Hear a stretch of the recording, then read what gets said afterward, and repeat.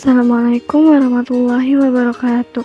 Perkenalkan, nama saya Adinda Putri Cahyadi. Di sini saya akan menjelaskan mengenai interprofessional collaboration atau yang biasa kita sebut IPC.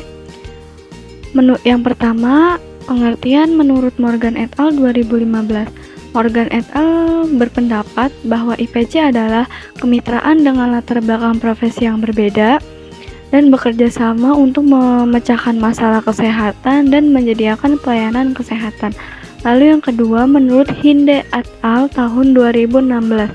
Menurut Hinde, IPC adalah suatu kondisi di mana berbagai profesi kesehatan bekerja sama dengan pasien, keluarga pasien, masyarakat, dan profesi kesehatan lain untuk memberikan pelayanan kesehatan dengan kualitas yang terbaik.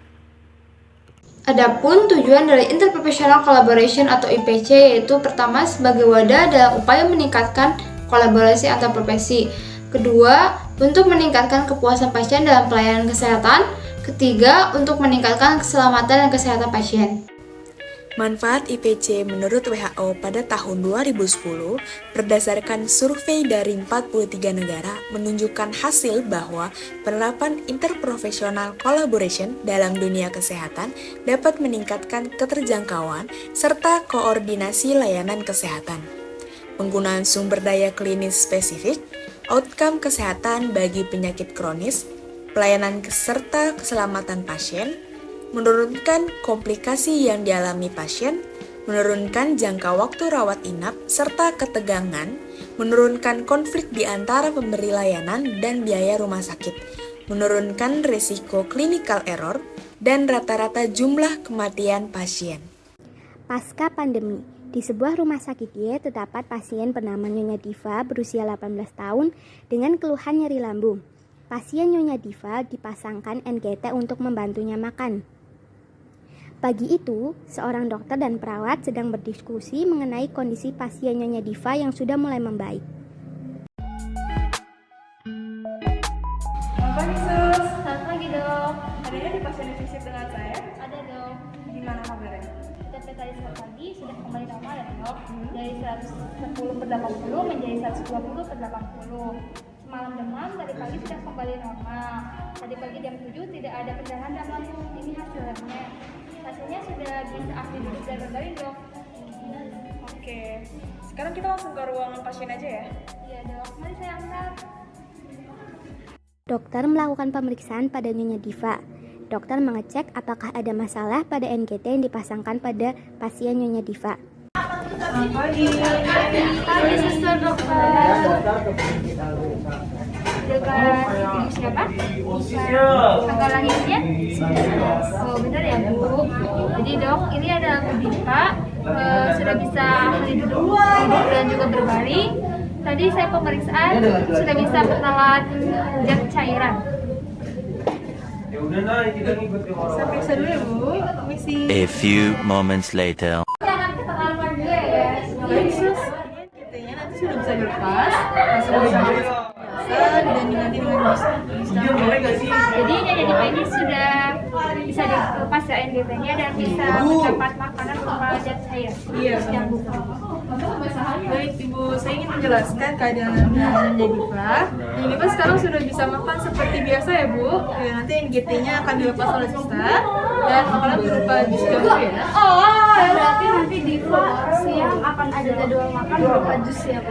Iya, benar sekali. Terima kasih, Bu Dokter.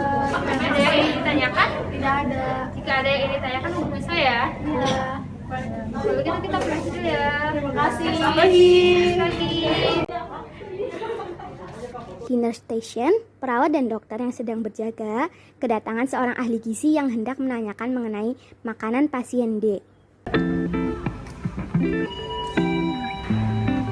Pagi, Sus. Pagi. Saya izin bertanya, untuk Nyonya Diva apakah ada perubahan diet? Ya, tadi dokter menyarankan untuk diet cair berupa jus jamu karena NGT-nya sudah dilepas. Oke, baik, berarti Nyonya Diva akan mendapatkan diet cairan nanti siang berupa jus ya, Sus? Ya, jadi nanti menu siangnya diet cair berupa jus jamu. Oke, Sus, terima kasih, izin pamit. Ya, selamat pagi. Setelah kepergian ahli gizi, perawat berbincang dengan dokter. Perawat dan dokter berdiskusi mengenai perawatan terhadap demam pasien D tadi malam. Dokter pun menyarankan untuk menghentikan pemberian parasetamol karena demam pasien D yang sudah menurun. Tetapi pemberian obat yang lain tetap dilakukan. Kemudian dokter segera pergi menuju ruang pasien yang lain. Oh iya dok, tadi kan suhunya yang tiba sudah kembali normal. Apakah parasetamolnya sudah bisa dihentikan? Yang parasetamolnya dihentikan, tapi obat yang lain tetap sama ya? Oh iya, nanti saya berikan obat yang lain ya dok. Oke, habis ini ada pasien yang visit dengan saya lagi? Sudah tidak ada dok. Oke, saya ke ruangan lain ya. Selamat pagi, Sus. Pagi dok. Setelah kepergian dokter, perawat berkomunikasi dengan ruang farmasi untuk mengkonfirmasikan obat apa saja yang akan diberikan kepada Nyonya D. Selamat pagi, ya saya dengan Nurse Wulan dari ruang mawar, bisa bicara dengan Ibu Dinda. Pagi, suster. Iya, dengan saya sendiri, sus. Ada yang bisa dibantu? Jadi begini Bu, pasien yang bernama Diva yang semalam demam sudah kembali normal ya Bu. Dokter menyarankan parasetamolnya dihentikan, jadi yang dilanjut hanya obat analgesik dan antiemetik. Baik, sus. Saya catat dulu ya.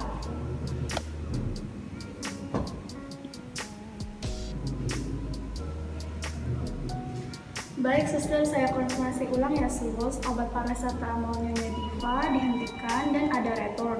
Tetapi obat analgetik dan antiemetiknya tetap dilanjutkan. Begitu ya, sus? Oh iya Bu, berarti parasetamolnya dihentikan. Di sini ada 4 kapsul. Ada yang mau ditanyakan? Oh, tidak ada, sus. Baik Bu, selamat pagi. Baik, sus. Selamat pagi.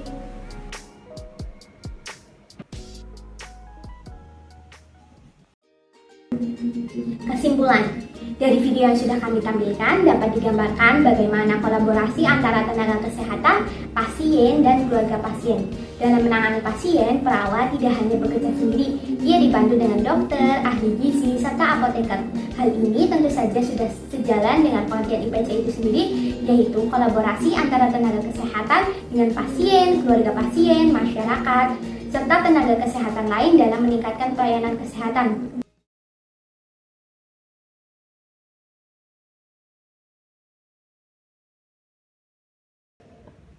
Oh iya. Dok, nanti saya berikan obat yang lainnya. Sudah tidak. Iya, parasetamolnya dihentikan, tetapi yang lainnya tetap sama ya. Nah, gini aja. Dinda, belum videoin apa?